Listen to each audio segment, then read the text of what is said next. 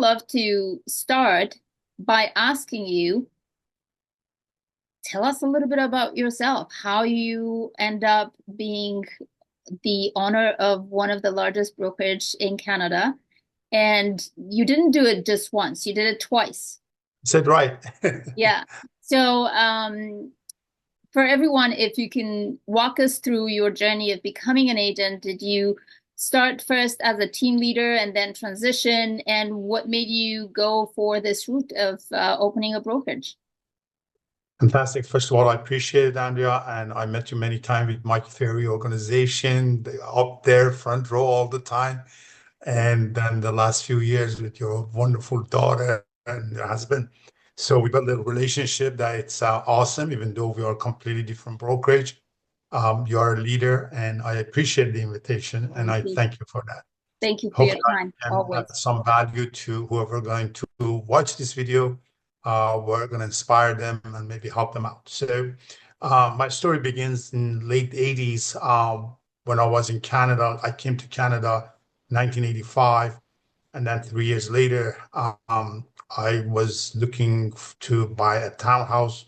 Got married. My wife was pregnant with our first child, and there was an agent actually, which was my mother-in-law's friend, or my mother-in-law was her client or past client. So she started showing us, she showed us about 5 townhouses in Mississauga. And then we bought one. Then at the end, I asked her as we were driving, I was on the back seat with my wife. My mother-in-law was in front seat. I asked her, I said, so how much do we owe you for your services? She says, oh, you don't pay me. The seller pays me. I said, how? You took us twice and you showed that. I said, how much money did you make? She said, well, almost $4,800. She doubled under her listing. And those days, of course, it was allowed to double on. And it was her own listing. So, and the townhouse was $81,000. Now I'm talking about 1987, 88. So I said, holy moly. So how much money you make? She said, this much. I said, fantastic. Then I turned to my wife and I said, I like to do this job. So she turned around. She was from Czechoslovakia, had a very, very heavy accent, even though she was living in Canada for over 40 years. She turned around and said, your English is not good enough to be a real estate agent. And she was right. My English wasn't that good. I could just carry myself around and didn't know very well English. So anyhow, so that just, it's like putting a knife in somebody's heart in front of my wife and my mother-in-law. It truly, truly hurt my feeling. Besides, I'm hot-blooded Iranian. You can't tell us you can't do this.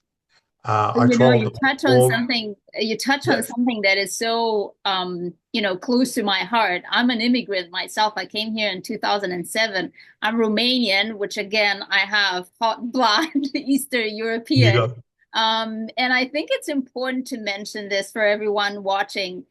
How much did it actually stop you being an immigrant, not knowing English, having a heavy accent? How much that actually stopped you from achieving your dream? I think is the drive and knowing what you want in life and your motivation and your goal, basically. So I traveled the whole Europe and ended up in Canada with $1 in my pocket. Nothing can stop you and me from where we are intend to go, where we have our goal to go. Nobody can stop you. Nobody can stop me. Us, rather, immigrants. So I think Canada, US built on immigrant, no matter even if they were born here, if you go to their background, either they came from Europe or Middle East or whatever. So, but for an immigrant to say that to another immigrant, it hurt a lot, especially in front of I'm almost newlywed, 3 years marriage. Um, yeah, it was kind of I thank her actually for her comment because it Stern just pushed me fire. to this. So, and I was working in a factory. I just was promoted to being supervisor after 3 years working in a factory from zero. My first job in Canada, my first job in life, basically in my life. So kind of I said, I think I can do it. Now, remember, we just, whatever saving my wife at that time, she was working at hospital. Whatever we had, we were putting down payment for this house and also expecting a baby. You can appreciate the cost of raising a little baby and so on. I decided I'm going to do it. So I went to work. That night I couldn't speak. I didn't sleep. So I was just like, I want to do this. If this lady with this attitude can show me 5 houses and make $4,800 commission, Andrea, the minimum wage then was $4.10 per hour. As a supervisor, I was making $6 per hour.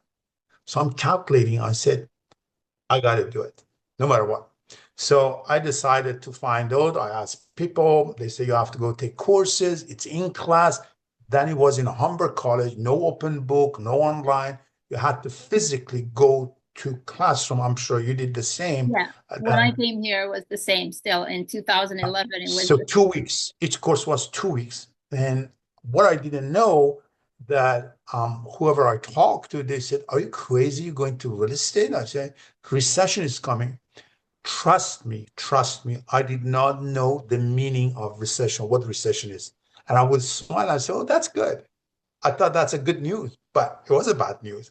On the other hand, Toronto Real Estate Board, I found this later that they were leaving the agents. Remember, this is now late 80s, early 90s. Agents, they were leaving the industry.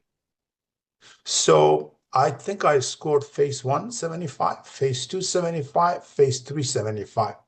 That's it. So same thing. Oh my Story. God. There were 5 exams when I came, but 3 of them I scored 75 and the other Yeah, ones like 80 something, 82. Like, mine was all 75. So I just passed it. I didn't even know how to write English spelling. Now I have my books and I'm looking into my books that we had. Remember those kind of light blue books? And I'm saying, did I spell this really? So I'm reading my notes in the book. Horrible spelling mistakes. So anyhow, so that's how I got my license. And I'm so I happy you're went to, sharing this with the audience because this is so important to see that even when you don't understand what you're reading, when you know you're just waiting your chances basically that's on it. 50-50 chance to get it right, you're Yeah, still that's going it. for it. Yeah, I learned from previous that, if there's a multiple choices, you just mark the C. I think the C helped me anyhow. So, and now here's the challenge. At that time, Royal LePage was number one brokerage or company in Canada. Remax was number two. They were kind of catching up to each other, but Remax was expensive, still expensive. So, and I went to Royal LePage, close to at that time, I used to live in Etobicoke, working in Etobicoke. So, I went to Royal LePage in Etobicoke. Actually, I moved to Mississauga then, and I would live in Parkland on Lakeshore. There was a textile company that I used to work there. So, and I still work there. So I did not quit yet. So I went for an interview. They give me a test. And then 2, 3 days later, I went back there. They said, you didn't pass. We're not hiring you. Okay. Then I want to be with number one company. Then I went to another Royal LePage office. They didn't hire me. And then third Royal LePage, trust me, 4 Royal LePage offices was in Etobicoke. The last one was in Rixdale at Albion and Kipling. Mhm.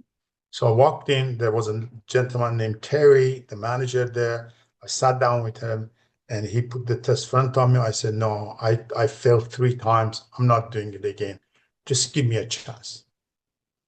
And that's how I started. He said, okay, I'll give you a chance. So I told him the truth. I said, look, I don't know English. They're asking this question and I'm writing it. Obviously, I'm doing it wrong.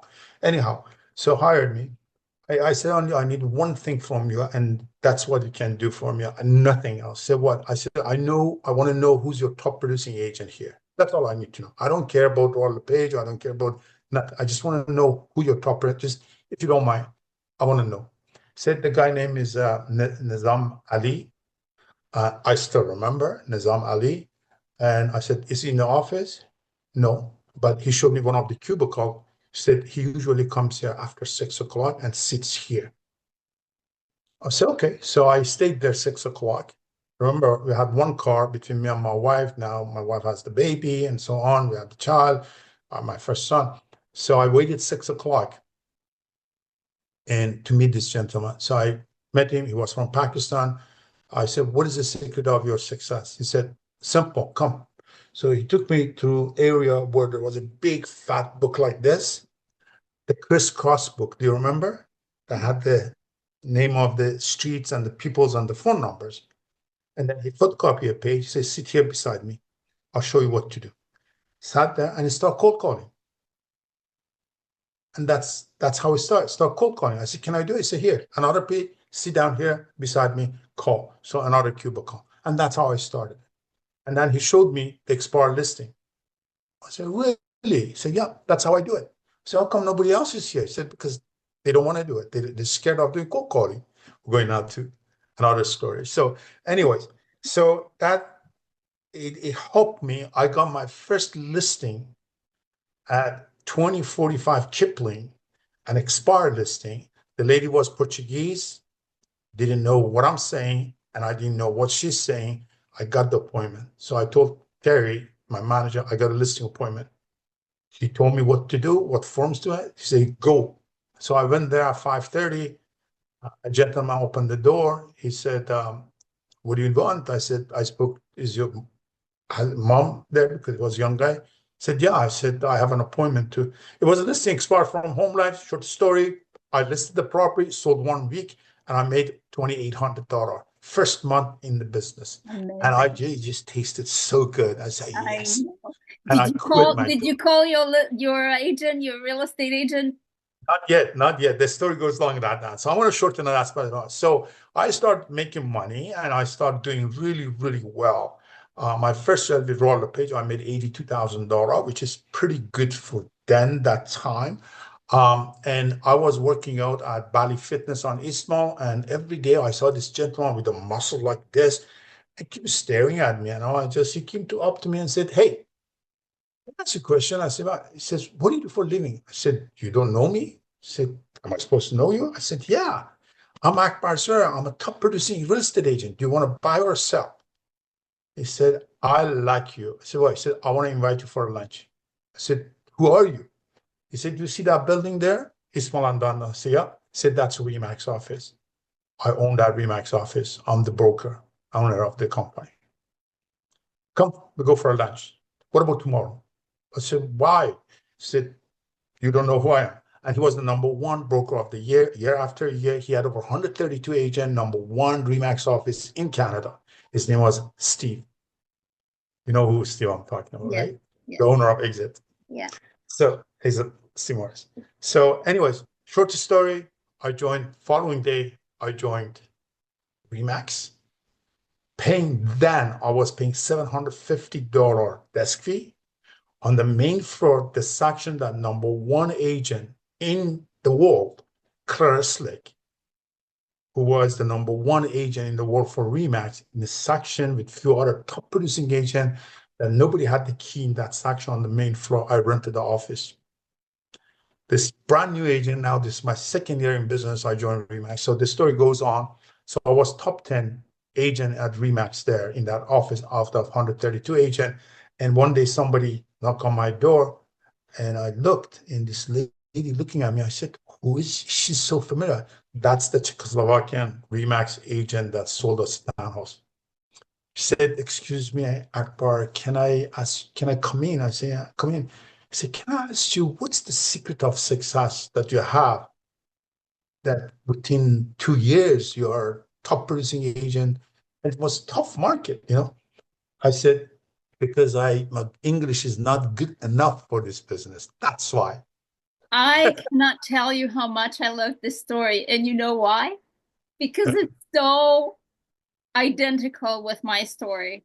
When I moved to Canada with my husband, we bought right away a semi-detached from a Romanian agent. His Agent, name is John. He knows who he is.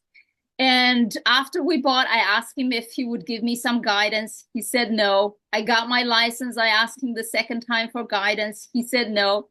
And 2 years later, after I became a top producer and a listing agent in his beautiful, own neighborhood, because I was at Don Mills beautiful. at Rella Page as well.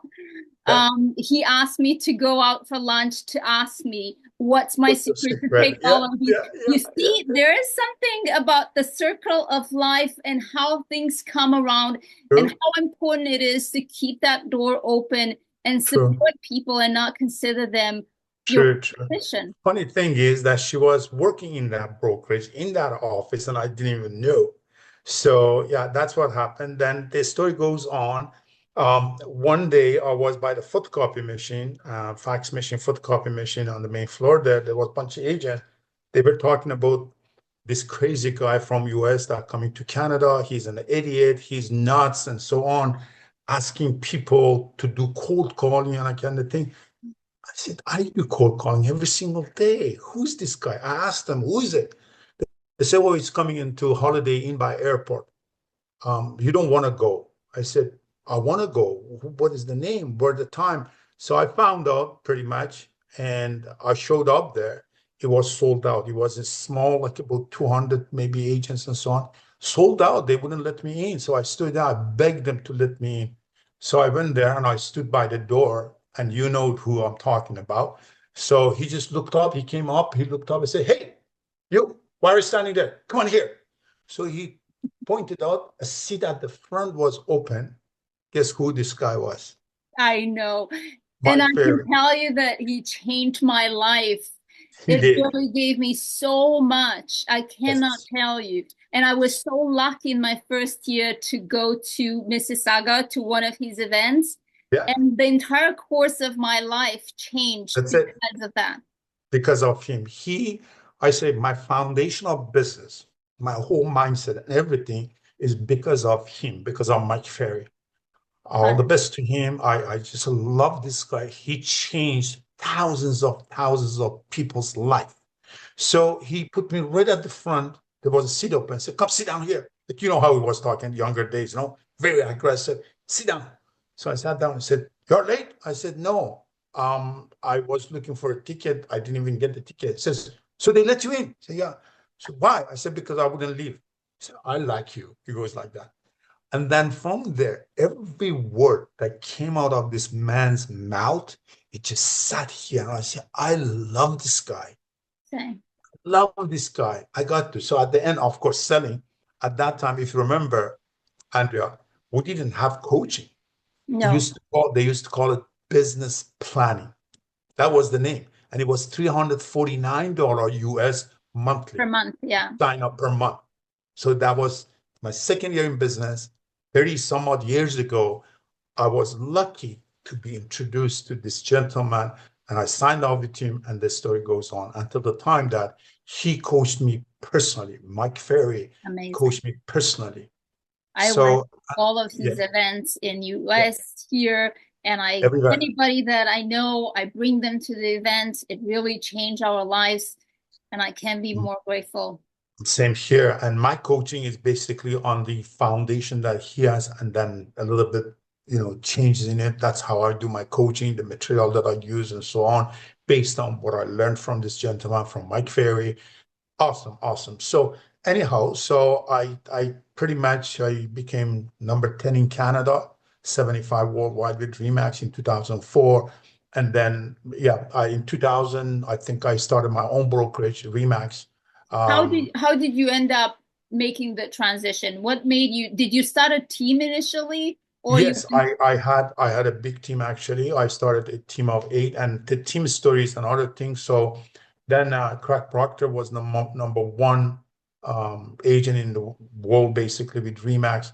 And I went from here to meet Craig Proctor and to see what he's doing and shout out him. And I learned some stuff from him about team building. That's where I started team building.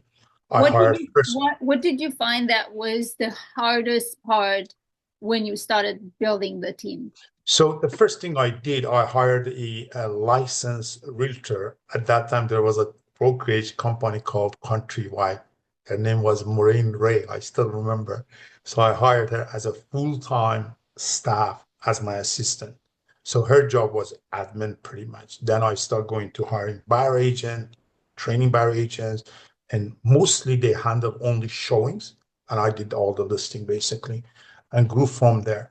And I grew to the point that then I moved to Mississauga of my company from Etobicoke. I came to Mississauga to another Remax, and the tax was killing me. And I expanded my team actually. I had a larger team, but the taxation was bothering me. So the only chance that I had to avoid the tax to start my own brokerage.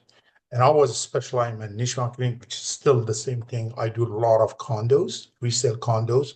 So, and I branded myself as a condo king in Mississauga, and I did massive, massive marketing, advertising. I have published my own magazine, actually, copy of it is somewhere here called When you Condo say Life marketing Magazine. and advertising, what was your main, was it the billboards, the flyers, the mailers, the magazine? It was combination of all. So it was there was a resale home magazine at that time. I don't know if you call it those yellow boxes, resale Yeah, for yeah, yeah, buyers. yeah. Had like 4 pages advertising there. Besides Sam McDad is my brother's advertising. That's where most of the buyer they would come from there. We didn't have internet marketing at that point.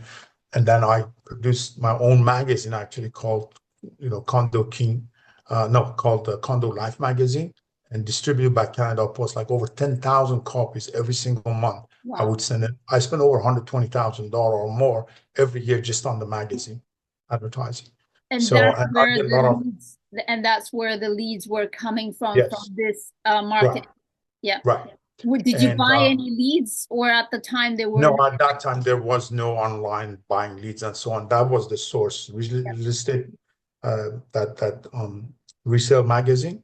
And then secondly was this my own magazine, basically. My own magazine was geared to getting sellers, and the resale magazine advertising 4 pages was getting, and also Mississauga News. I had a constant, always I had a half a page at the Mississauga News, which at that point they will delivering door to door to all the houses in Mississauga. So that was pretty much the way you the had to the the, market. Now the this shifted all to online, basically. online. I don't produce The that team, magazine. the team had to be in the office making calls every day, Yes. I going run door my team knocking. as per Mike Ferry's advice. Every week we had a team meeting on 10 o'clock in the morning, going over the leads, choke points, and stuff like that. That's, I think, is very, very important. Nowadays, everybody wants to have a team, but they don't know what is the actually secret of running a proper team. Number one, you need the training. Number two, it's good follow-up. You're spending thousands of dollars generating the leads, you're handing out to these people, and you don't have no accountability. They have no accountability. You have no follow-up. I think for somebody who wants to start a team, the number one thing is that they got to write down their what is their goal, what do they want to get from the team, and what kind of team they want to have. The team, are you having enough leads to feed the team or not? A lot of people, they say, I'm going to have a team, but they don't have a lead. And these people that they're coming to be part of your team, you're not giving them any leads. So they say, what the heck? Somebody else says, oh, come here, I'll give you more leads. And then they go there. They come, they go, they come, they go, they come, they go. So you need to have enough. What was your attrition? Because I think that's important. How important was recruiting when you were a team leader to your team? How important it was, and how often you were recruiting new agents?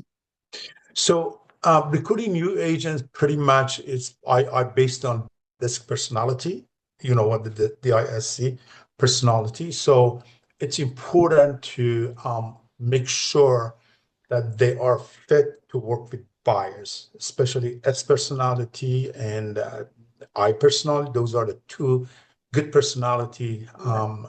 characters that they would be very good with the buyers, working with the buyers. They are outgoing, they are socializing, they are, kind of caring type of thing. A deep personality, just like you and me, we are deep personality. We are at We're dominant. hunters. Yes. Yes. So it's kind of we're gonna, headbutt. So maybe not good for the team. Always gonna create problem. And then a C personality where they are too detailed and so on. Maybe it's too much for us. We cannot tolerate them. So I would suggest that S and I personality are the best for the When team you member. were getting leads, you were distributing these leads based on this personality. No, no, no. always used Follow Up Boss, even to the day I'm using Follow Up Boss. So with Follow Up Boss, you got the round robin where the lead comes in and the system automatically distributes between the team members. Also with that, with Follow Up Boss, you can assign or set it up in a way that what price range, for example, if somebody wants to buy a $2 million condo, I want that to come to me, for example, right?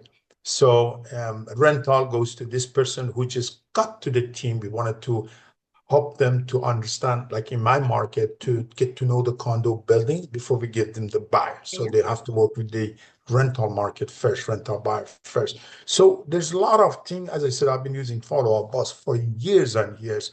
So it's the best, I think the best and very reasonable Yeah. fee for what you pay for team running a team. Follow Up Boss is the number one in my Yeah, opinion. I agree. How did you maintain the culture within the team? But there's always issue with the team. There's no team in the world that I could say that they ran like a smooth and there's always you. The leadership, your leadership plays a huge part in the team. In the team, you cannot favor people. In the team, you have to be open. You have to be very, very honest and straightforward with everybody because after all, we are all smart people. We are all, if they don't know or they don't find out today, they will find out tomorrow. So the number one is to be very authentic and honest and straightforward. Talk to them the way you would talk to yourself, to your best friend, to your wife, to your husband. So if you have an issue, bring it up, you know. So, and I think I don't like public execution, meaning sitting in a group of 10, 12 people and putting somebody down. That's you breaking them in parts. So if there's somebody that not par with your values, with your team, not following the rules, not following up with the leads that they are getting on time, you don't want to execute them. You don't want to embarrass them in front of other people. That's where you need to have a one-on-one chat with them, give them a warning. Listen, the cost of these leads are right now, you look at Google leads, $40 to $80 per lead, Facebook ads and so on, $20, 15 to 20, $25. So you got 20 leads this week. What happened with them? Why aren't you calling? Why didn't we said you have to call, speak to lead within 5 minutes? Why is took you 5 hours? Right? So you Stuff would like have one-on-one coaching regularly? not one-on-one coaching, one-on-one kind of Feedback. conversation if they are not following your team rules. Mhm. So a contract is very, very important. You need to have a solid, strong team contract that you have a right to let them go, and then all the leads would belong to you. They cannot take the lead with them. There are a lot of stuff that in a contract that goes in the contract. This is funny because I have a team training actually course that I do help a lot of teams coach them through 1 year contract I sign with them, and I coach the team leader how to run their team. What are the contract that I'm talking about, the disc personality, how to interview them, how to find the agents and stuff like that. You don't want to find it, you don't want to hire an agent that's been in business for 20 years and last 3 years they have done none. That's you What was your minimum bringing standards for a team member to be part of your team? at least they have to have 4 transactions in order to be part of the team. Otherwise, they're just gonna drag down the team negativity and bad vibe and stuff like that. You want people that their energy level, their mentality, their drive, they are pumped up, they are excited to be with Andrea. They are excited to be on your team. They are excited to be. They treat it like a privilege to be on your team. Not, oh my God, I'm doing all the work and Akbar or Andrea is getting 50% of my commission. That could bring the other ones down. So the culture has to be in a way, and also a lot of activity outside the work. It brings the people together. Outing, skiing, sunburn, out breakfast. I used to have breakfast meeting at a restaurant with my team member breakfast How meeting how rather than just often? How yeah, often? I used to do once a month. Once a month? Yeah. Got it. So yeah, so building a At, team at the is high at the highest, how big was your team at the highest? we did 367 transactions in 1 year. And how many admin you had because of that? How many Well, staff you have? 12 members. Yeah, to have 12 team member, and I had 3 staff member. 3 staff members. Okay. Yeah. And One staff was just marketing, pretty much taking, and she's one of the manager and one of the brokerage now. So got it. so she was So you mentioned to me that from a financial perspective, it started to make more sense to open your own brokerage than to continue as a team. No, actually, if anybody out there, I'm just saying that I think we had this conversation before too. Anybody out there today, they are making $500,000, $400,000 commission. It would be a mistake opening a brokerage. A lot of people, they think that there's so much money in brokerage. Look, I run a brokerage of 880 agents. That's a not little mini type of joke. It's not a joke. Yeah. 880 agents in my brokerage with 3, 4 big offices. So there's a lot of headache that goes with the brokerage. You as a broker of record, you have a lot of responsibility that you need to take care of it. Yes, you can hire a manager. I have 4 managers, but at the end of the day, I'm the one that has to get in there, roll up my sleeve, and solve issues and problems. Managers are there, clock time, just to make their salary, and they're out there. At the end of the day, you own the brokerage. This is your baby. You have to be involved. And that takes away where the big money is as a salesman, that you're a great salesman. You're making $500,000. Stay the same brokerage. Next year, make $700,000. Following year, increase 20%, 30% of your GCI. Rather than opening a brokerage, having an overhead, and all kinds of problems. No. Or for example, platform like your platform, right? Yeah. That gives an opportunity, have an overhead. I love that you're so honest about it, because it's so true. When I looked on buying a franchise with RelaPage, because I love the brand, I was with them for such a long time, it wasn't as profitable. Liability was huge, and I was better off selling just a little bit more real estate. At the time that I looked at that brokerage, I was already making more money than the broker of record by just in sales. So that was not an option. But yet there was something that made you go the second time around after you sold your big company of 800 agents. You went and opened another one. I purchased, I opened a RE/MAX office in 2000 and started RE/MAX and recruited crazy over 200 agents. I even went up to Markham and opened a franchise, a branch office there, and I recruited like crazy. So I awarded the fastest growing in Canada as a broker of the year and stuff. But those things doesn't make you money at all. So at the end of the day, here's the franchise. I'm sorry, I don't mean to put any franchise down here, but I'm telling you exactly what it is. In my case, for example, with RE/MAX, on 6th of the month, they send you an invoice as per your roster on Rico. So you got 100 agents, for example. So $299 times by 100. Now you got to send them money, $29,000. Regardless if they produce or not.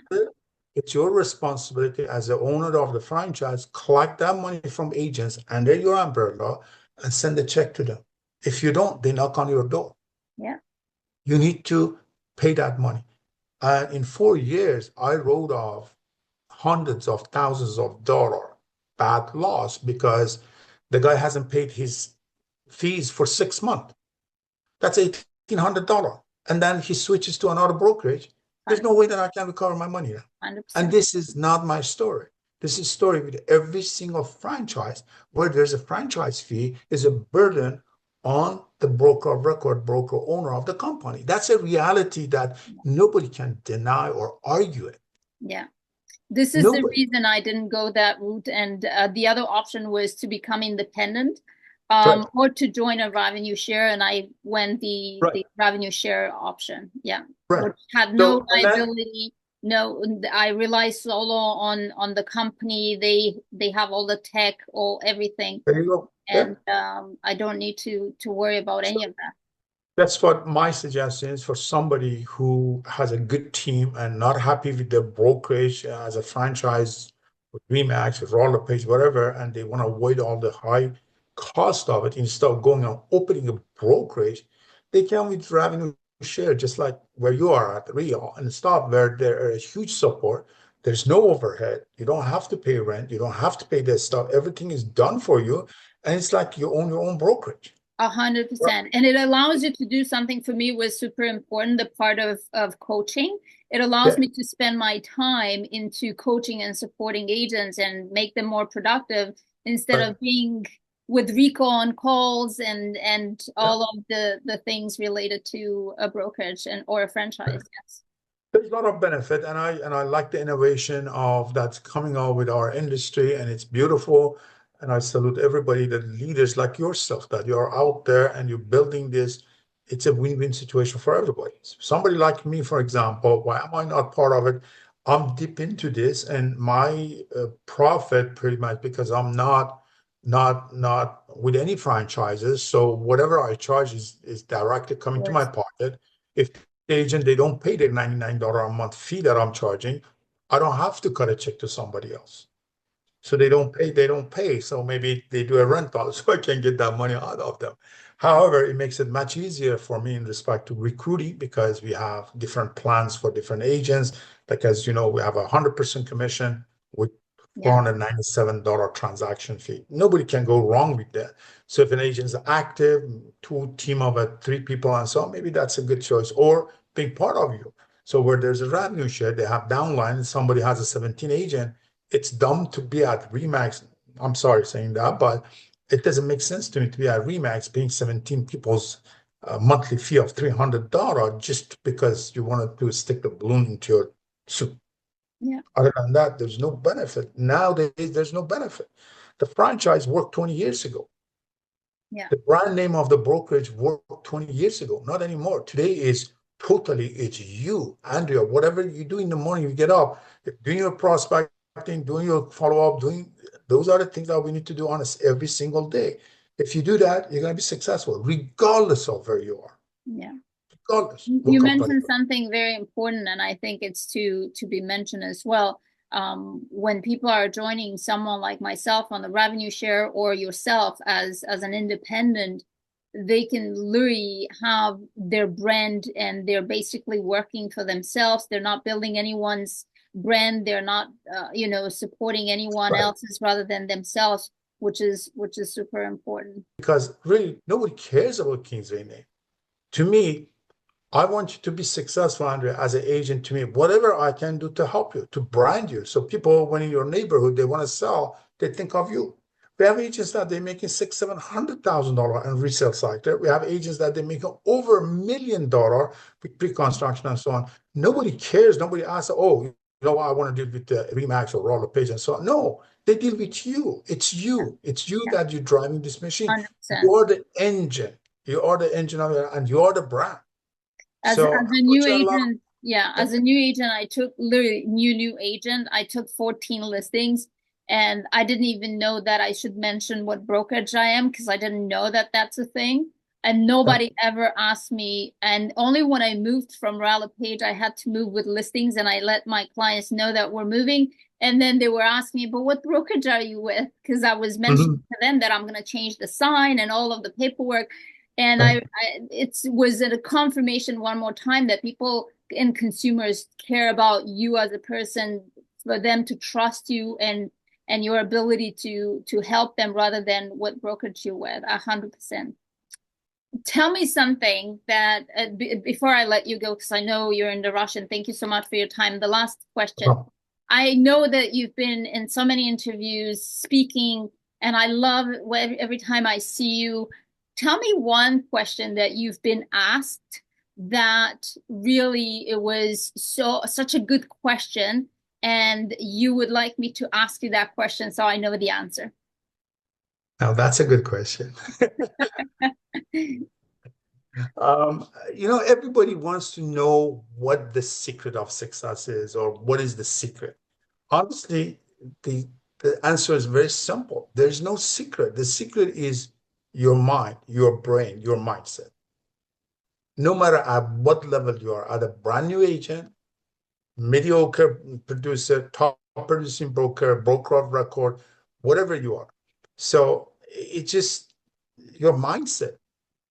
And the mindset that you have, people, they feel you, that vibration. I was coached by Bob Proctor. You know Bob Proctor, Yes, right? yes, yeah. So I was coached by him. The vibration, the law of vibration, that's so powerful. So you got to learn, educate yourself, learn. You read a lot of motivational self-help books. I'm sure, Andrea, you're great at that. Yeah. So on my night table, there's 3 books. In my living room, there's 2 books. Understand. Spotify in my car all the time, listening to podcasts, listening to motivational, books or, audio books and stuff like that. You got to keep your mind strong and keep going. Don't let anything or anybody slow you down. I love everything you're saying. Every time I go in any podcast that I'm invited or speak, I said, "What's the number one secret?" And I always say emotional regulation. There you go. Emotional regulation is the number one skill that every agent has to figure out. And then after that, all the scripts and all the everything else. But emotional regulation comes first because we all have access to information. We all we know what to do, but we're not doing because our emotional regulation is not there. That I, is very, very true. Very yeah, true. Very true. I We I are love deemed this. to be more leaning toward negatives in life, generally as Yeah, human, yeah, then that's how our brain function actually, than toward the positive. But strong people like yourself, reversing that. yeah. More you're leaning toward positive and avoiding the negatives, basically. And if you can get that, if you can understand that, then you're set. It's very important to mention that it doesn't mean that we are always happy, we're always in a positive Um, mind, but we have this red flag that comes on every time we're down and we're trying to pivot, and sometimes it works, sometimes it doesn't, but most of the time there's an effort to go towards something positive and move forward even when we don't want to do something. You just do it, and then when you do it, the positive comes and settles in. So that's true. yeah. Very true. Very true. I love what you're saying. I It's very cannot true. thank you enough for this interview. My I'm so pleasure. excited, and I'm blown away by the Thank similarity you. of our stories, It's fun. and how you came Not here. funny. Yes, We got love it, so. absolutely love it. And thank you again. Thanks again. We'll do it again anytime.